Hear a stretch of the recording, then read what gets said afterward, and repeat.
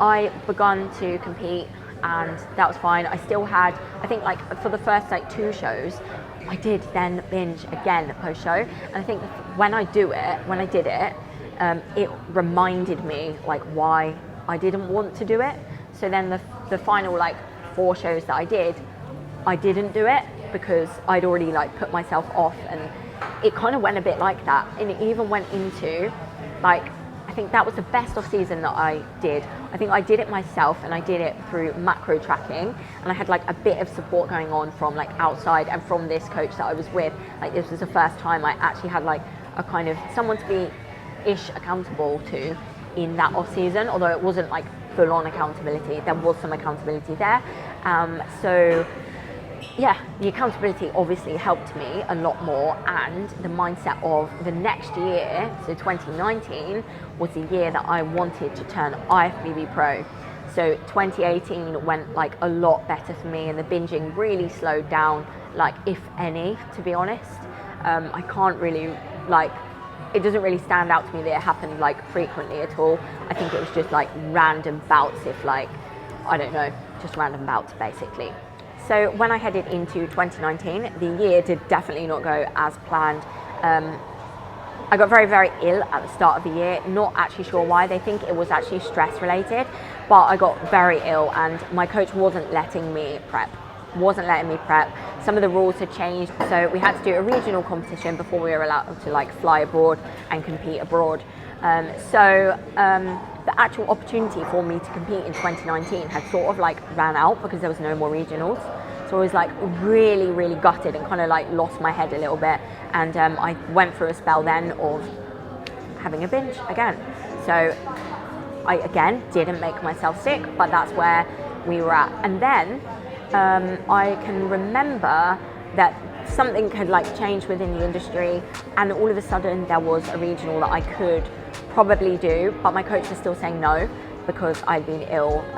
But I managed to get better and speak my coach into letting me compete. 2019 is the year that I turned IFBB Pro.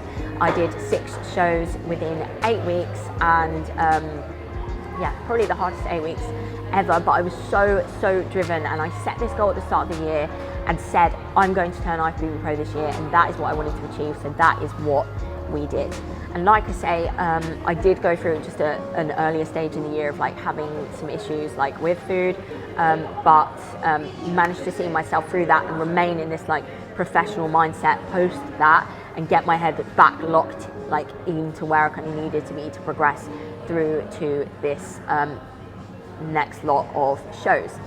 I can remember that I got to a lean point, and this is something like quite stand out in my journey. I got to a very lean point, and I was about to compete, and I was allowed an off-plan meal. I think it was like around my birthday, so I went to TGI's with my family, and then we went to Creams after, where I was also allowed a dessert. So I got exactly what everyone else got, and like my eating was like fine at this point. So I got what everyone else got, ate it just the way everyone else ate it. I remember being in Creams, and I didn't overeat or anything like that. I got to like quite a good place with food, where I could like leave food on a plate, and I was like okay, and like my mindset had just really got better in 2018. So that moved forward into 2019, apart from the small tiny bout that I had. And I actually remember saying to my sister, look, you're gonna have to come to the toilet with me because I feel really sick. And she was like, what? And I was like, I think I'm gonna be sick, but I need you to see that I haven't made myself sick. Like, I feel sick. It probably was just like the shock of like more food or something after being like on a diet for a while, and being like very lean. My body just obviously didn't like it. So yeah, I made my sister come to the toilet where I was sick, and I just needed her to see that I wasn't making myself sick, because I'd been on this streak of not making myself sick since like May 2015. And here we are in 2019. So yeah, that's a very standout like point, because that was a strong point for me, because like I feel like if someone wasn't watching me, they would probably, you know, if I came out with bloodshot eyes, they would think that I had made myself sick. I was really, really against that. Anyway, I turned pro at the end of 2019. It was in November, and it was obviously absolutely incredible.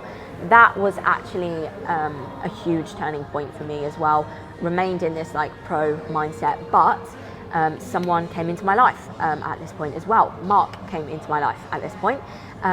So this was a massive turning point for me because it was post-show, and all of a sudden someone else is there, and even if I wanted to binge, I couldn't binge. That's like embarrassing, like if I'm like around someone, and we spent quite a lot of time together. So yeah, I was quite open with him about it and on social media about my struggles anyway, so he knew. And there was a point I can remember when we went like to a shopping outlet or something like that, I was really, really thirsty on the way home, and like obviously I was still struggling because it was post-show, and that's always a scary time, having to choose to gain weight, having to choose to eat more food. And I did macro track at this point, so it was flexible, but I was very focused on macro tracking. Like, it wouldn't go like a gram over, so I was still very like focused.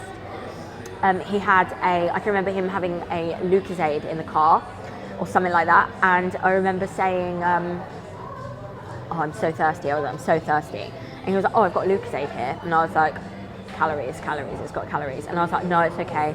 And like, he'll say now, like, he remembers like, what, like, there's a drink right here, like, why don't you have it? But me, I was like, it's got calories in it, I can't have it because it's gonna make me go over, and then I can't eat this later. And yeah, so I was still obviously really uncomfortable post-show. Although I hadn't binged, I was still like just really uncomfortable.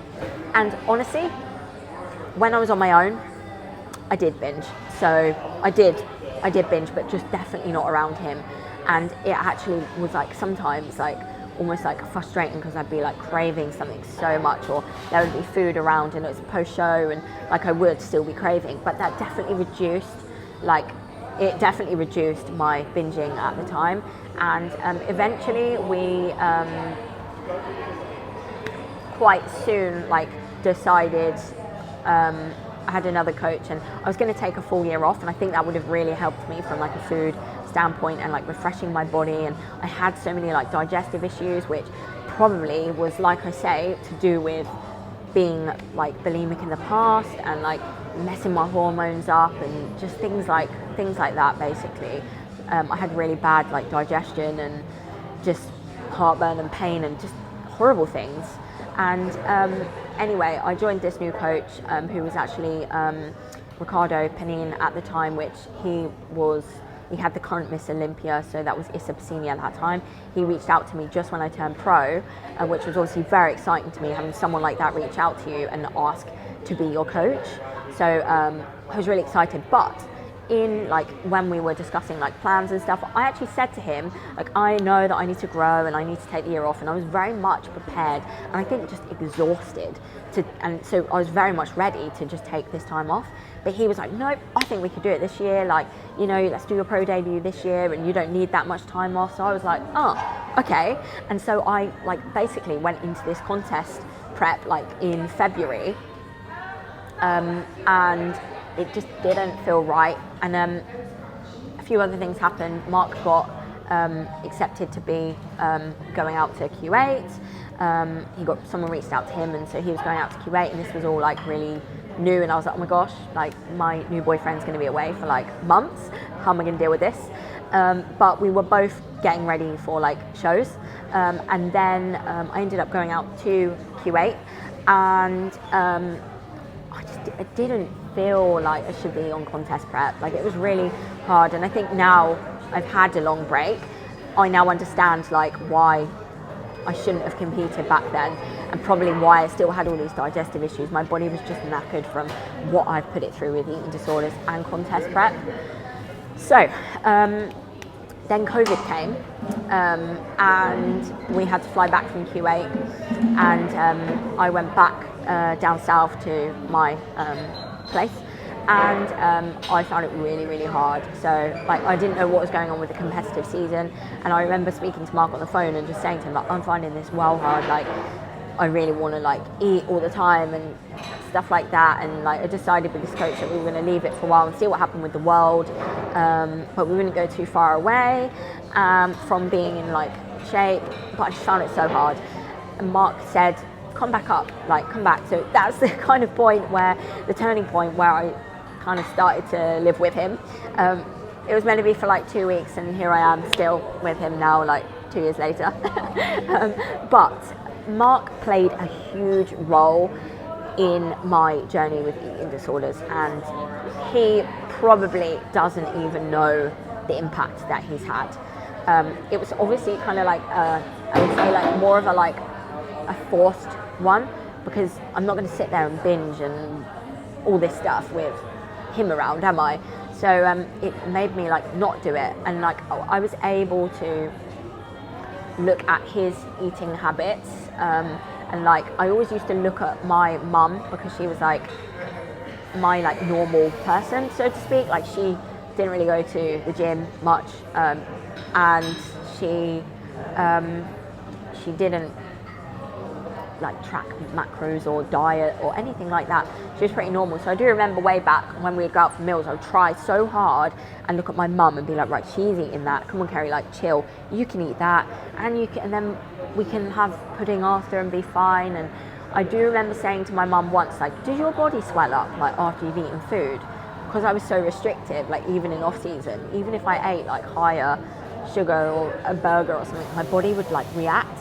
I remember messaging her and she would be like, no, like my body doesn't react like that, and I'd just be like, oh, okay, fine. Anyway, going back to the Mark situation, yeah, he completely helped so much.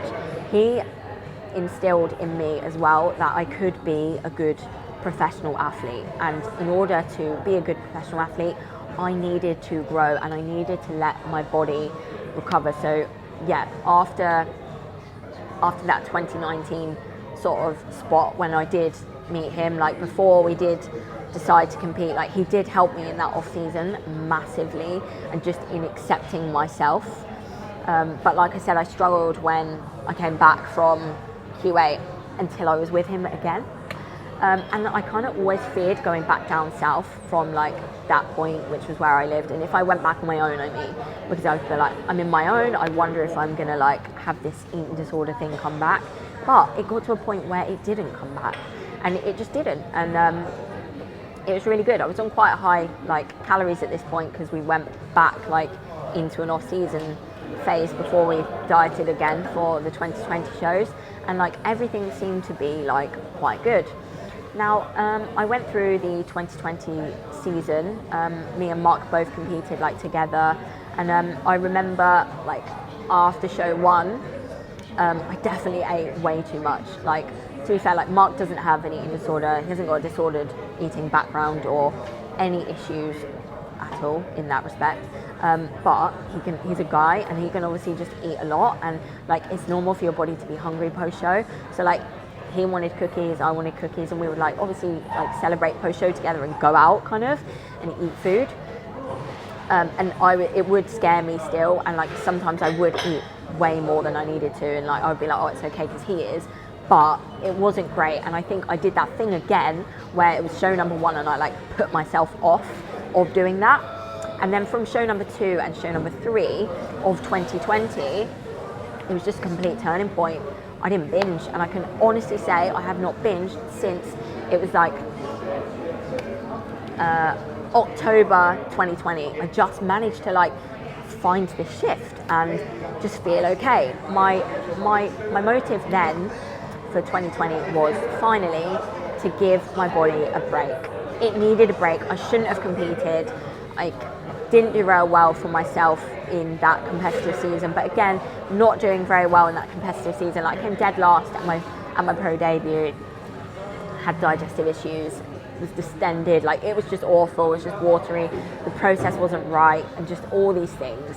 I was very stressed and just doing so much, and then I managed to come 7th and 8th in the last 2, so that's not bad for obviously being on a pro circuit and being new, but it's not where obviously I want to be. Now, I haven't competed since 2020, so I've been on a journey since it's now 2022, all of that time. And like I say, I haven't binged since 2020. And I can honestly say, I always thought once an eating disorder, always an eating disorder. And now I'm in this position where I've gone forcefully, I kind of got I don't know whether I would have stayed in off season, like I said, for the whole year. I'm not sure. But I broke my foot literally a year ago, like almost to this kind of month. And that obviously forced me to stay in an off season. So I had to stay in an off season, and I had to get used to my body being above stage weight, which I would say is like my normal body. And I had to get used to that. And Mark has always literally like told me like, I love you, like whatever your body shape, you know. And he's just always accepted me and always wanted me to be like the best I can in obviously every aspect, but obviously bodybuilding too. So he's always like instilled in me that like, come on, like you've got to eat to grow, eat to grow, eat to grow. And he even told me like, come on, like stay in this, you've got to eat to repair. So to repair my broken foot, there was a period of time where I did eat more calories. When I broke my foot, obviously my expenditure went right down. I was no longer doing any off-season cardio. And yeah, my body started to change. Like I felt like I was obviously losing a bit of muscle as well, where I wasn't training, and I did start to feel quite uncomfortable in my body. So I did decide to go on like a little bit of a weight loss journey, and I did this all through macros, which was the first time I'd actually ever chosen to diet, like since way back when, using macros. And I found it absolutely great, to be fair. Although I was still training upper body and I was still doing what I could with my lower. I lost like a lot of muscle, and I got to a point where on my return to like when I actually finally got told after like months had gone by, I broke my foot in like May and it was now like September, I got told like I could go back to the gym, and my mindset had just slipped like completely, and I just didn't feel like I wanted to go back to the gym. I had no, at this point though, I still had no like issues with food, even when I was dieting, which again was like because I hadn't dieted yet from like that 2020 show period, I was a bit nervous that my like eating disorder would come back. However, it didn't. I was dieting and I still didn't have like an eating disorder, and I thought it was absolutely crazy. I thought, wow, like this is amazing. Maybe I am like completely over this. And you know what? I was right, because I still, to this day, like haven't binged, can diet. I'm dieting now. I haven't cheated my diet. I'm on contest prep right now, and I haven't cheated my diet. So that is obviously massive, and I'm still macro tracking to this day, and highly recommend it to anyone. Obviously, it is still a way of like food control. But I got to a point in my off season where like my calories were so high, and like some days I just would, I don't know, like have a takeaway and I wouldn't track it, or I'd spend half the day on track, or I'd spend a whole 2 days because we went away on track, or things like that. So I just got like intuitively eating, and like it was comfortable and it was okay. But reverting back to the broken foot situation, I really didn't want to go back to the gym, and I started like not to eat like protein, and like I just didn't even care about food. So again, to me, in a weird way, it kind of felt nice, because I thought I was always going to be obsessed with food and looking for the next bit of food. And actually, like, here we are, and I'm like dieting, but I'm not worried about food. I'm not worried about protein. I was losing more muscle, but I didn't really care. I had absolutely no care in the world. Like, and that was like a calming feeling. Like, it's not great from like a perspective of I'm losing muscle, I'm a professional athlete, and I kind of want to come back better, obviously, next time, and I'm self-sabotaging myself. But from a food relationship standpoint, to get to a point where you just don't care, and you're not hungry, and you're not craving, and all this stuff, it was freaking amazing to feel that way. Like, so freeing that I didn't feel this way, and that I could take this break. So anyway, I did lose a bit of weight, and then we got back into the rehab phase of late 2021, where I started to rehab my foot. Finally, I found it within me, and I got a life coach and had help in that direction, because I let my business and stuff run into the ground. My mindset was poor. I couldn't look at myself in the mirror because I just lost so much muscle. And I noticed that when I got back into the gym, and I just felt so small, and I just wanted to grow. However, I think this was a really important part of my journey as well, and I wouldn't change any of it, because it got to a point where I wanted to grow, and I wanted to grow so much that I obviously ate all the food. kept cardio minimal, went on this rehab phase and put absolutely everything into the off season. I knew that I wanted to compete in 2022, but I also knew that we only finished like rehabbing my foot, still no issues with eating, still not binged. And actually I got to a point where I was absolutely sick of food.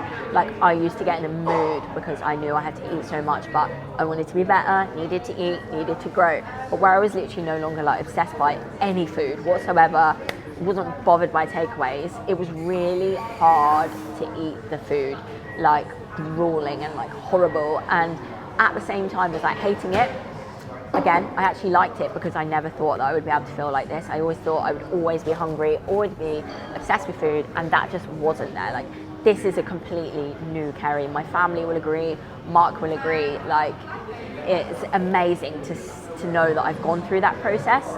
Now, as we've begun to like start to think about dieting for this show, we decided that like I had grown enough muscle back and that I could, you know, diet down and be competitive. I actually got pretty nervous thinking like, am I going to diet again? Is this eating disorder going to come back when I switch to a meal plan? Because I thought the only way to like go into a show is to be on a diet plan. Now, my new coach, Callum at this time, I said to him like, Cal, like I'm still not hungry even though we've taken calories away. Can I just still macro track? And by this point I was literally drinking rice flour and drinking like stuff to try and get my food and blending meals and all sorts to try and get my food in, drinking like raw egg whites just to try and like get my food in. It was ridiculous. And Cal actually said to me like, yeah, like we don't need to change anything, like you've started dropping a bit of weight as well, which is cool, and you know your food choices are fine and there's a bit of flexibility there. You guys know that I've had Haribo like the whole way through my prep, and it's kind of like a staple now and something that I'm like, yeah, so I can say I've prepped my whole contest prep, macro tracking so far, now I'm 3 weeks out and I've had Haribo in every single day. So I just wanted to do that, just to like prove a point, to show people that you don't need to just eat rice and chicken and things like that. And obviously, like I've been at a point where I'm on like 1,000 calories. So I literally can choose to have, and I will open a little bag of Haribo and I will weigh out like 9 grams. This is a big thing for me because in the past, I guarantee, like when I've cheated diets obviously before, I would have eaten more than 9 grams of Haribo and I probably wouldn't have been able to stop. Whereas now, I've got to a point where I can literally eat one biscuit, or we eat half a biscuit, or 9 grams of Haribo and not need to eat the whole pack or binge. And we've got all these different like spreads in the house and I've never dipped into a jar or had more or anything like that. And that is absolutely like unreal to say that I've gone through now a contest prep where I've not cheated my diet, which to some of you may seem really ridiculous, like she's cheated her diet, like, well, that's not very good willpower. But I'm being honest, this is my journey and that's what I've gone through. So it is what it is, and it hasn't made me any less of an athlete. And obviously I've still achieved such amazing things, but it doesn't make me any less of an athlete. It is my journey and that is my story, and I'm sure many people out there have cheated their diet. Maybe they're not honest about it, maybe they are. It is what it is. So yeah, this time around it's been really different, and I've just allowed myself to have different foods, and I generally have like a structured sort of day. Like I do eat the same pretty much meal 1, meal 2, meal 3, meal 4. Rest days I would say are probably my only different day, where I do mix things up just a little bit more, and it's been really nice when I've had high days because I can just choose to have some different sort of foods, and it's just nice. And the pros of it this year, and I'm not sure whether it's because I had so long off in my improvement phase, which I needed and my body needed, but my digestion issues are fixed. I found out that I had PMDD, which is interesting. I'll talk about this at another point. It is to do with hormones, but PMDD is actually linked to bulimia. So that is really, really interesting to me. So I wonder if way back when, if I've just had like a hormone imbalance, which has caused the bulimia, which has caused the PMDD and that kind of stuff, but that's a different realm. But I just wanted to kind of link that in there just to show you that like your hormones can be affected by eating disorders. So this contest prep, I haven't had any digestive issues. I've had like the odd digestive issue, but I think it's just been literally like stress related, and that is pretty normal for you to experience on a contest prep. But my digestive system is working a lot better. I am going to the toilet every day, apart from when I hit a little bit of stress and fatigue, which we've literally just gotten over.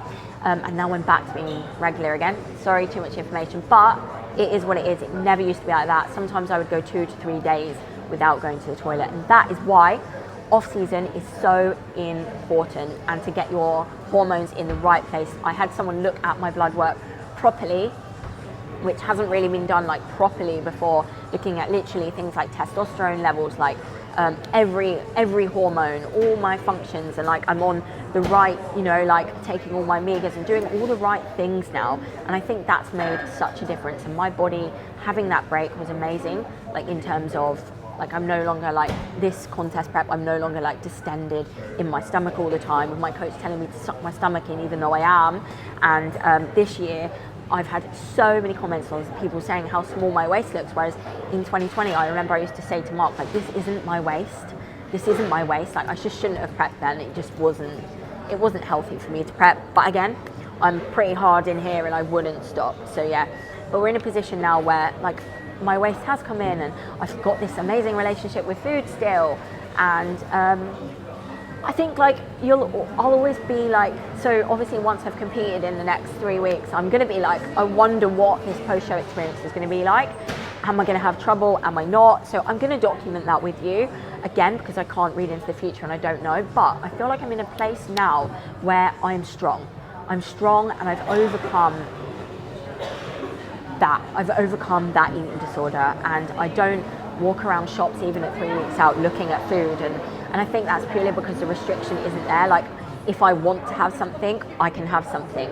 As I say, my day-to-day plan, I do go for potato and yogurt and your general diet foods, baby rice and things that react well with my body. And I have my micronutrients from fruit and veg, and I have ginger and lemon and like all healthy considered things. But I know that are no bad foods, hence why there is still Haribo and cereal and the odd thing like that in. So yeah, it's been a massive turning point, and I'm super proud of the journey that I've been on. I used to find it really hard to talk about all of this stuff, and like it is still, when I sit here and I just think about like how far I've actually come since then, and the pain I felt that when I used to put myself through this, and like I can feel it now. It brings, every time I do speak about it, it brings up like emotions of like how I used to feel, and like, you know, times when I could have choked, making myself sick, and just like it's not nice to think about. And I feel sorry for that old Kerry, and like I say, like I hope she never ever returns. And like, I could say now that she's not going to return. Like I'm powerful and strong enough to do that. But I wanted to talk about this because I know, and it makes me so sad because I do speak to a lot of people that have these issues with, you know, eating disorders, and it is such a big thing in this industry, and people do come into it for the wrong thing. And like that's why I say, like, please make sure that, you know, you reach out to helplines, research it like I did, try and scare yourself from it, speak to people, try and be open about it, because it's going to help you. The more open you can be about it, the more honest you get with yourself, I believe the more you can move on. And obviously everything that I've said in this video, like I'm not a doctor, like you might find, if you're struggling, you might find the odd bit of advice here that's going to help you, but at the end of the day, like I'm here just to tell my journey, and like I say, not advice. So make sure you do reach out to the helplines like Beat and things like that. I kind of want to say, like, because I know that they'll watch, like a massive thank you to like my support network. I know my friends, my close friends, used to be very worried about me when I was younger, and I didn't even see like the obsessions that I had with food. Like I just used to talk about it all the time, and like it probably used to be really like weird, and I would have to go to like special places to eat, like where I knew that what I was getting was like clean and stuff. So it must have been really hard for like my family and close friends to like be around. But I want to say a massive thank you to my friends, my sister, my mum, my dad, for always supporting me and just being there.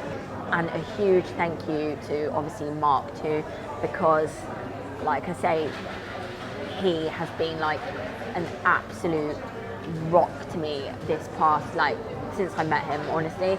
And he's been a massive influence in my journey. And like I said earlier, like he won't actually realize this, like how much he has helped me, but just being around someone that like isn't hungry all the time and doesn't need to have something sweet after every meal, and like someone that like accepts me as like who I am, has been like a massive like turning point. And I definitely wouldn't be in this position that I am today without these people. So it is like a massive thank you to you guys. You don't realize like how much you have impacted my journey, and I'm just really proud that like obviously I haven't done this like alone, but I'm really proud of how far I have been able to push myself to overcome this eating disorder, bulimia and binging. So yeah, if you guys have any more questions, please feel free to comment below. And yeah, this has been quite a hard video for me to like really go back and remember everything. So I hope I haven't missed anything off, and I hope you guys have taken something away from this video.